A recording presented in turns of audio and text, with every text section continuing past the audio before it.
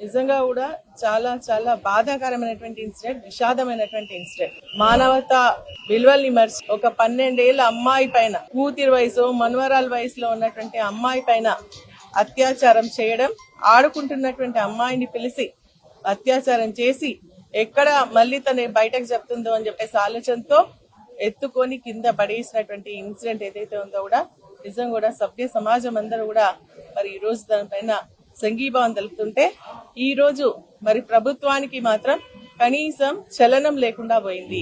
ఆ అమ్మాయి ఫస్ట్ హాస్పిటల్కి పోయి ట్రీట్మెంట్ చేసుకున్న తర్వాత వాళ్ళ తల్లిదండ్రులకు చెప్పడానికి భయపడి మేనమామను పంపిస్తే మేనమామతో ఈ సంఘటన చెప్పి బాధపడుతున్నటువంటి పరిస్థితి.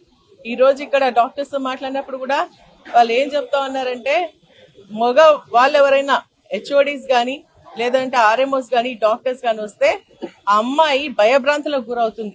అంటే అంత ఘోరంగా అమ్మాయిని, చిన్న అమ్మాయిని మరి చిత్రహింసలు పెట్టినటువంటి ఘటన మనం ఇప్పుడు చూడడం జరుగుతోంది. మరి ప్రభుత్వం ఎందుకు స్పందిస్తలేదని చెప్పేసి నేను అడుగుతా ఉన్నాను. ఈ రోజు కాంగ్రెస్ పార్టీ హయాంలో మరి మహిళలకు రక్షణ కరువైపోయింది.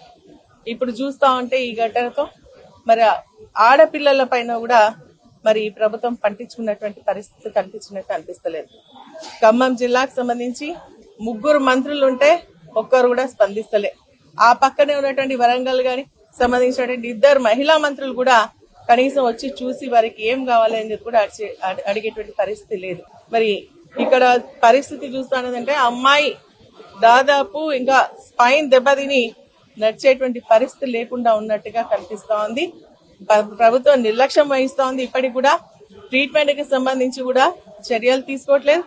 ఎవరైతే దీనికి కారకుడైనటువంటి వారిపైన కూడా మరి సెక్షన్స్ ఇప్పుడే మనకి ఇక్కడ చెప్పడం జరిగింది ఏంటంటే, పోక్సో కేసు ఫస్ట్ బుక్ చేసి దాన్ని 8-1 చేసి తర్వాత మళ్ళీ అందరు ప్రశ్నిస్తున్నటువంటి సమయంలో దాన్ని 5-6 కి చేయడం జరిగింది అని చెప్పేసి చెప్పడం జరుగుతోంది. నిజంగా ఈ సంఘటన మనం అందరం కూడా ఖండించాల్సినటువంటి అవసరం ఉంది. ప్రభుత్వం కూడా ఇమీడియట్ గా స్పందించాలి. ప్రభుత్వం అసలు ఎటువంటి చర్యలు తీసుకుంటారు? ఇటువంటి ఇన్సిడెంట్ జరిగినప్పుడు నామమాత్రంగా మాట్లాడుతున్నారు, మరి చేతులు దులుపుకునేటువంటి ప్రయత్నం చేస్తా ఉన్నారు.